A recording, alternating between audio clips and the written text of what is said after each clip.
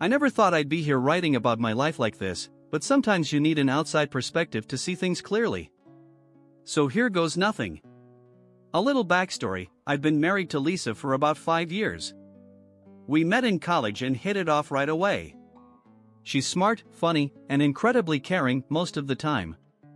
We've had our ups and downs, like any couple, but I always thought we had a strong foundation. That is, until I started to notice something off about her friendship with Mark. Mark has been in Lisa's life for as long as I've known her. They've been friends since high school, and I'd always been pretty cool with it. I mean, I have friends of the opposite sex, too, so I didn't think much of it. Besides, Lisa and I are in a solid, trusting relationship, right? Or at least that's what I thought. Things started to shift about 6 months ago. It was subtle at first. Lisa would spend more time on her phone, always with a sly grin or a quick, "It's nothing" whenever I asked who she was texting. I shrugged it off at first, maybe she was planning a surprise for me or just chatting with her friends. But then came the late-night calls and the frequent girls' nights with Mark that seemed to appear out of nowhere. One evening, I came home early from work. Lisa wasn't expecting me until later, and I wanted to surprise her with dinner. I unlocked the door quietly and froze in my tracks when I heard voices coming from the living room. I peeked around the corner and saw Lisa and Mark sitting on the couch, deep in conversation. Lisa's hand was resting on Mark's arm, and they looked incredibly comfortable with each other. I cleared my throat to announce my presence, and Lisa's head whipped around. The way she blushed and stammered a quick, "Oh, hey, you're home early," made my stomach churn. Mark looked equally startled but quickly composed himself. We all made small talk for a bit, but the awkwardness was palpable. When Mark left, Lisa tried to brush off the whole thing as nothing more than a friendly hangout.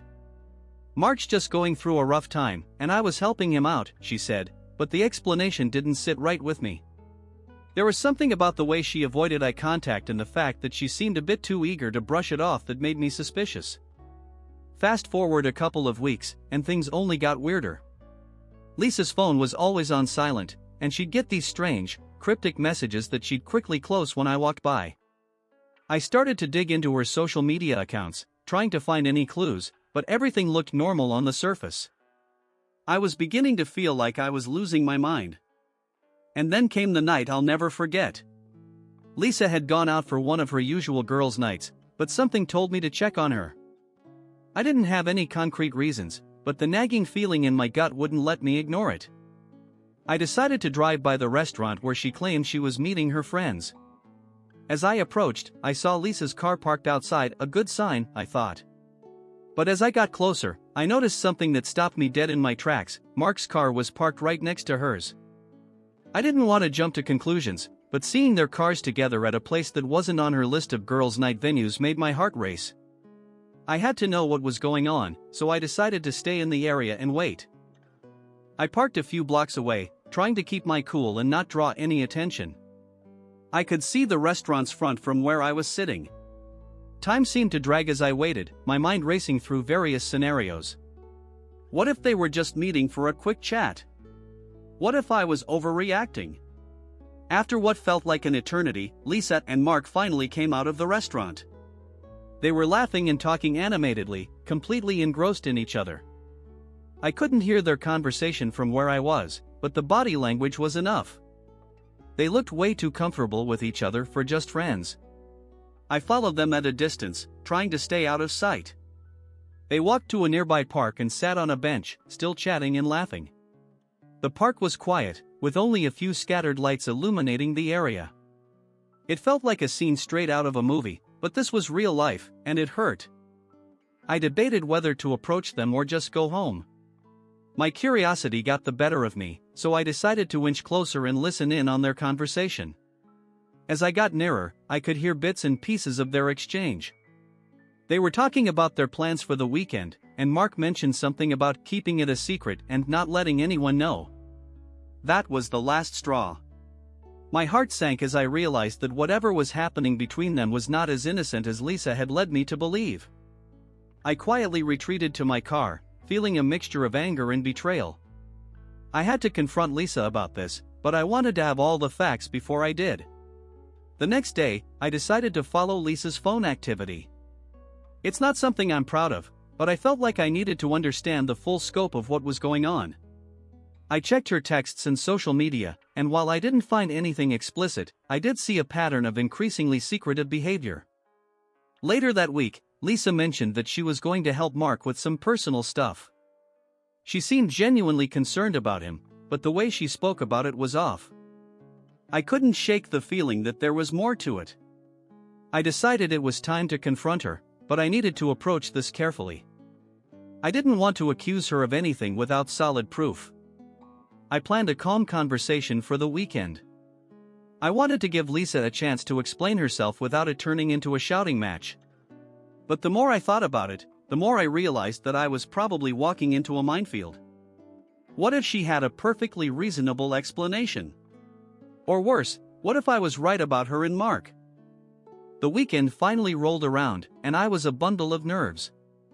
I'd spent the past few days rehearsing what I wanted to say to Lisa, trying to strike the right balance between calm and assertive. I didn't want to come off as accusatory but needed to address my concerns directly. Saturday afternoon, we sat down for a quiet lunch at home. Lisa seemed in good spirits, unaware of the storm brewing in my mind. I kept my tone light, chatting about the usual mundane stuff, but I could barely focus on the conversation. The real reason I was there was to bring up the topic of her friendship with Mark. Finally, I decided to broach the subject. I started with a casual, "Hey, I've noticed you've been spending a lot of time with Mark lately. Is everything okay with you two?" I tried to keep my voice neutral, but I could feel the tension building. Lisa looked up from her plate, her expression momentarily guarded. "Yeah, everything's fine. Mark's just been going through a rough patch, and I've been trying to be there for him," she explained.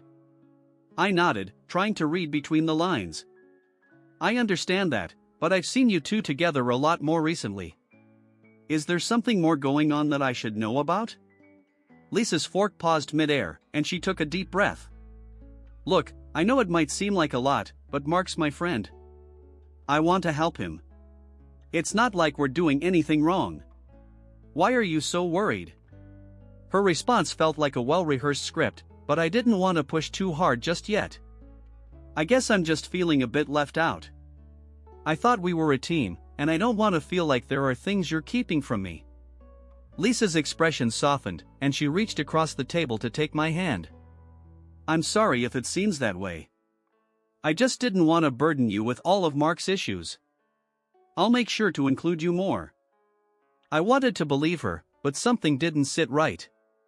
The night before, I had seen Lisa's phone light up with a message from Mark, one that said, "Can't wait to see you tonight." It was little things like that which made me question the nature of their relationship. As the conversation wound down, I felt a mix of relief and doubt. Lisa seemed sincere, but I couldn't shake the nagging feeling that there was more to the story. I decided to keep a close watch and see if her behavior changed. If I was right, I needed to be prepared for what came next. The next few days were a blur of normalcy and tension. Lisa was more attentive, making an effort to include me in her plans with Mark. But I couldn't help but notice the little things: her phone always face down, the quick, nervous glances when she thought I wasn't looking. It felt like she was trying to cover something up, and I was determined to get to the bottom of it. A week passed, and I kept my eyes peeled for any signs that Lisa was hiding something. While she made an effort to be more transparent, her actions still felt off. It was like she was trying too hard to prove that everything was fine, which only made me more suspicious. One evening, Lisa mentioned she had a work event to attend. I was surprised because she hadn't mentioned it before. She seemed excited about it, and when I asked for details, she just said it was a networking thing with her colleagues. I didn't think much of it at the time, but something felt strange. After she left, I decided to do a bit of sleuthing. I knew it was a breach of trust, but my gut was telling me to look into it. I went through her phone, mostly out of desperation, looking for any clues that might explain the situation. To my dismay, I found nothing incriminating. Just regular messages and emails. Still, I couldn't shake the feeling that there was more going on. I decided to follow her to the event, thinking that if there was nothing to hide, I'd just see her having a good time with her colleagues. It was a bit of a gamble, but at this point, I felt like I needed to know for sure. I arrived at the venue, a trendy downtown bar that seemed to cater to professionals. I spotted Lisa's car and found a discreet spot where I could watch without being noticed. The place was buzzing with people, and I felt a pang of anxiety as I scanned the crowd for Lisa. Then I saw her. Lisa was chatting and laughing with a group of people, including Mark. My heart sank. They were standing close to each other, and Lisa's hand was resting casually on Mark's back. It looked like they were more than just friends, and the casual intimacy between them made my stomach churn. I stayed hidden and watched for a while, trying to make sense of what I was seeing. It wasn't just the physical proximity, there was an emotional closeness that seemed more than friendly. They were exchanging glances and private jokes, as if they had their own little world. I decided to leave before my emotions got the better of me. As I walked back to my car, I felt a mix of anger, betrayal, and confusion. I knew I needed to talk to Lisa, but I wanted to gather more information before having a confrontation. If she was hiding something, I needed to be prepared with undeniable proof. That night, I lay in bed staring at the ceiling, my mind racing with questions. What was really going on between Lisa and Mark? Was I overreacting, or was there something truly wrong? I knew I couldn't let it fester. I needed to get to the bottom of it, even if it meant facing a painful truth. The next morning, I woke up with a sense of resolve. I couldn't keep living in this limbo, constantly second-guessing every interaction between Lisa and Mark. If something was going on, I had to know, and if I was wrong, I needed to clear my head and move on.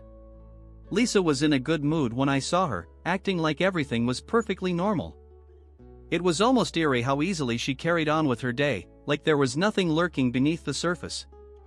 I watched her closely, wondering if this version of her, the cheerful, loving wife, was the real Lisa, or if it was all just an act. I decided I needed help to figure out the truth, so I reached out to one of my closest friends, Jake. He was the only person I could trust with something like this. We met up for coffee, and I laid everything out, my suspicions, the moments I caught them together, and how weirdly secretive Lisa had been lately. Jake listened quietly, nodding as I spoke. When I finished, he leaned back and gave me a long, thoughtful look. Man, that sounds rough. But you need to be careful. This could go two ways, either you're right and something shady's going on, or you're wrong, and this all blows up in your face, Jake said, his voice calm and measured. I sighed, knowing he was right. I had to tread carefully, but I couldn't sit back and do nothing. I just don't know what to do anymore. Should I confront her now? Wait until I have more proof? Jake rubbed his chin, thinking it over. If it were me, I'd keep digging. Find something solid before you go in guns blazing. If you confront her now and she flips it around on you, you'll be the one looking like the bad guy. But if you've got concrete proof, there's no arguing with that. His words made sense, even though the idea of playing detective made me feel uneasy. Still, it was better than rushing into a confrontation and having Lisa deny everything. Over the next few days, I kept my distance emotionally, all while monitoring Lisa's behavior more closely. She seemed oblivious to my internal struggle, carrying on as if nothing had changed. I checked her phone when I could, followed her subtly when she went out, and tried to gather any hints that could lead me to the truth. One evening, while she was out with some work friends, I managed to log into her email. I felt guilty as hell, but I couldn't stop myself. That's when I found it, an email thread between Lisa and Mark, buried deep in her inbox. They had been exchanging emails for months, talking about personal matters, confiding in each other, and meeting up outside of work. But there was one email that sent a shiver down my spine. Mark had written, "Last night was amazing. I can't stop thinking about you." I stared at the screen, my heart pounding in my chest. That was it. The undeniable proof I needed. They weren't just friends. Whatever was happening between them had crossed a line. I printed out the emails, my hands shaking the entire time. I felt sick, angry, and heartbroken all at once. I knew there was no turning back now. I had everything I needed to confront Lisa, and there was no way she could talk her way out of this. It was time to face the truth, no matter how painful it might be. With the evidence in hand, I felt a mix of dread and determination. Confronting Lisa was no longer a matter of suspicion, it was a necessity. I needed to address what I had discovered and find out where we stood. The next evening, I decided to have the conversation. Lisa came home from work in her usual good spirits, completely unaware of the storm that was about to hit. I waited until we were alone in the living room, and then I took a deep breath, trying to calm my racing heart. "Lisa, we need to talk," I said, my voice steady despite the turmoil inside me. Lisa looked up from the book she was reading, her expression curious but relaxed. "Sure, what's up?" I sat down across from her, pulling out the printed emails. "I've been noticing some things lately, and I need to ask you about them. Specifically, these emails between you and Mark." Her eyes widened slightly, and she glanced at the papers I was holding.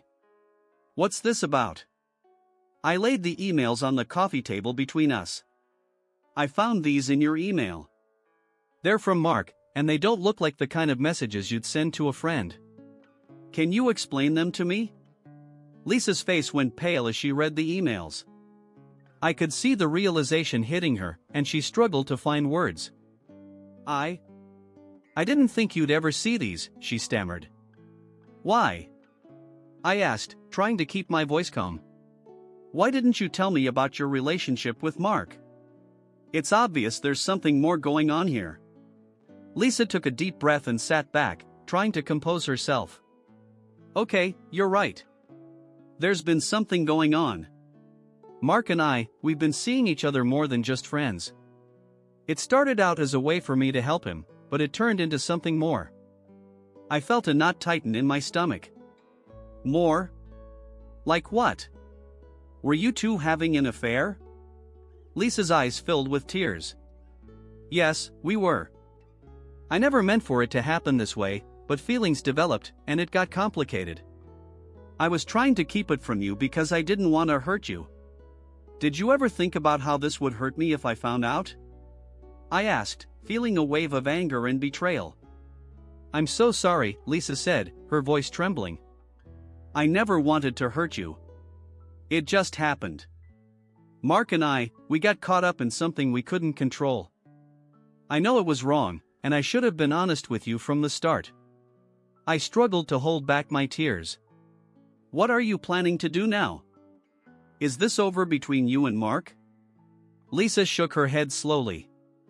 "I don't know. Mark and I have talked about it, and we both agree that what we had was wrong. But ending things doesn't undo the damage. I need time to figure things out, and I understand if you need space or if you want to end things." Her words stung, and I could feel the weight of her betrayal crashing down on me. I needed time to process everything, to figure out what I wanted to do next. It felt like the world had shifted beneath me, and I wasn't sure how to move forward. "Right now, I need some time to think," I said, trying to keep my voice steady.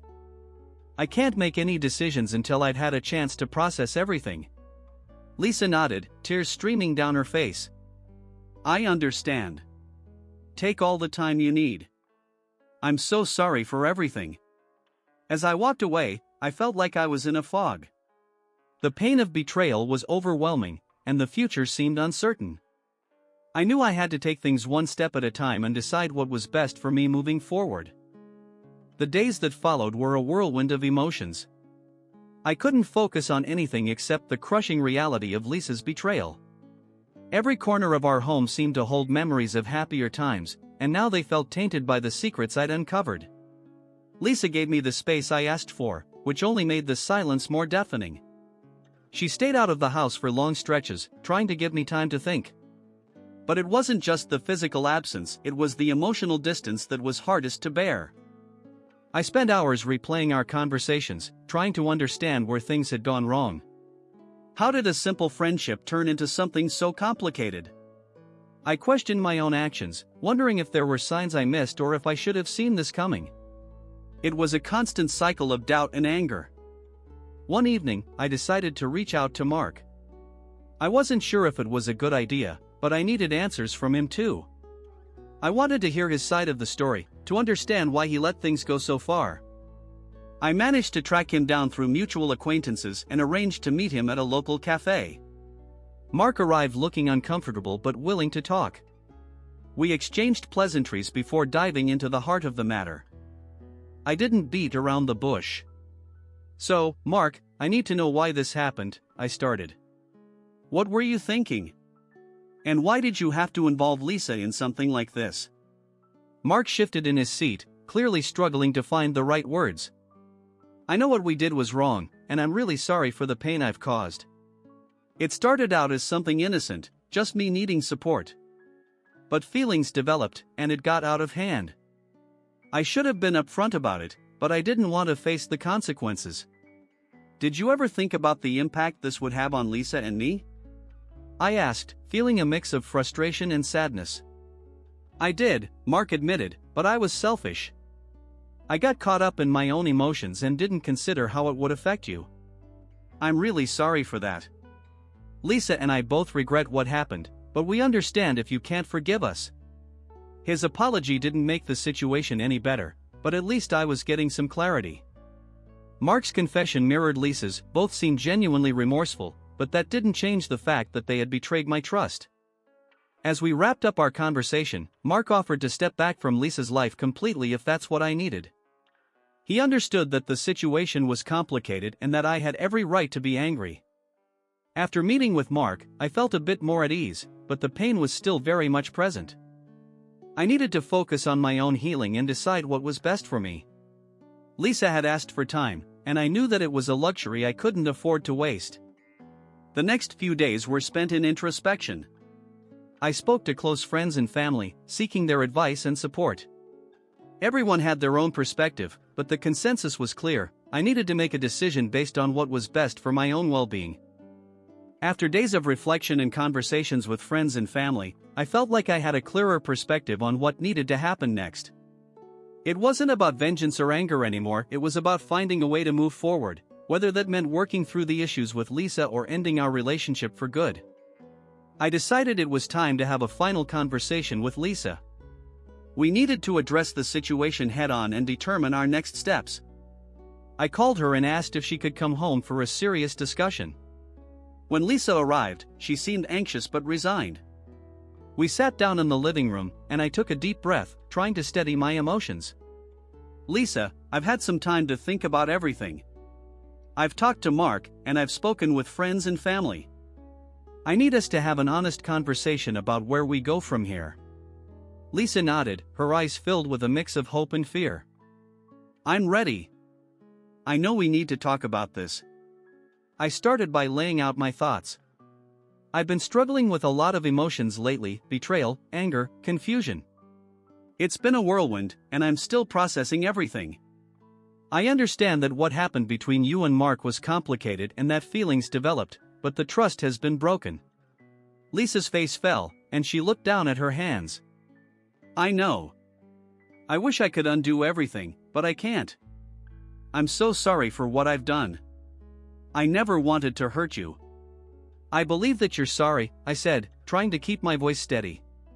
"But apologies and regret don't change the fact that trust has been shattered. I need to decide if I can rebuild that trust or if it's too damaged." Lisa's voice trembled. "What do you want to do? What's best for you?"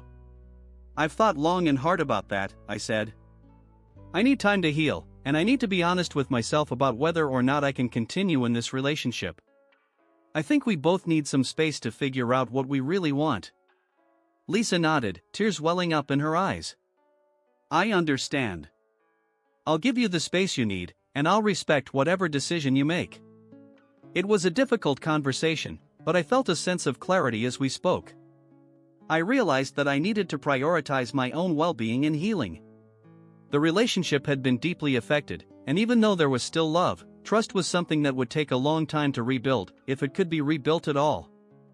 As Lisa left the house, I felt a mix of relief and sadness. The road ahead was uncertain, but I knew that taking the time to focus on myself was the first step toward healing. I needed to rediscover who I was outside of this relationship and figure out what I wanted for the future. The weeks that followed were some of the hardest I've ever faced. Lisa moved out temporarily, giving us both the space we needed to reflect on what had happened. I threw myself into work and spent time with friends, trying to keep my mind occupied and my heart from dwelling too much on the pain. In that time apart, I did a lot of soul-searching. I examined what had gone wrong in the relationship, how my own actions and decisions may have contributed, and what I truly wanted moving forward. The experience had been a harsh wake-up call, but it also offered a chance for personal growth. Lisa and I kept in touch periodically. We exchanged messages about practical matters like sorting out our shared belongings and financial arrangements, but we avoided deep conversations about our relationship. It was a way to maintain some level of normalcy while giving each other the space needed for healing. One evening, I received a text from Lisa asking if we could meet up to talk. I agreed, feeling a mix of anticipation and anxiety. We met at a quiet cafe, a place that had been a favorite of ours in the past. It felt strange to be there under these circumstances, but it was also a place filled with memories. Lisa arrived looking calm but apprehensive. We greeted each other with a simple hug, acknowledging the awkwardness of the situation. We sat down at a corner table, and for a moment, neither of us knew where to start. Finally, Lisa spoke. "I've been doing a lot of thinking. I realized that what happened between us was a huge mistake, but it's also made me see things more clearly. I want to be honest with you. I'm committed to working on myself and making things right, but I also understand if you can't see a future with me anymore." I took a deep breath, feeling the weight of her words. "I appreciate your honesty, Lisa.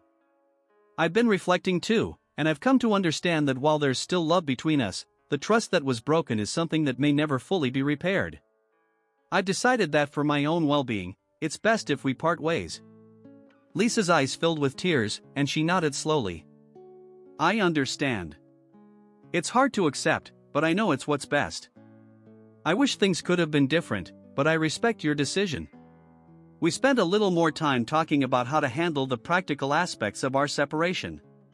We agreed to split our shared belongings amicably and to keep communication open if necessary. Despite the sadness of the conversation, there was a sense of closure and mutual respect. As we parted ways, I felt a bittersweet mixture of relief and sadness. The end of the relationship was not what I had hoped for, but it was the right decision for both of us. It was a chance for new beginnings, even if the road ahead was uncertain. I knew that healing would take time, and moving on would require effort. But I was ready to embrace the future, to focus on personal growth, and to rebuild my life with a renewed sense of self. The journey had been painful, but it had also been a profound lesson in understanding and resilience.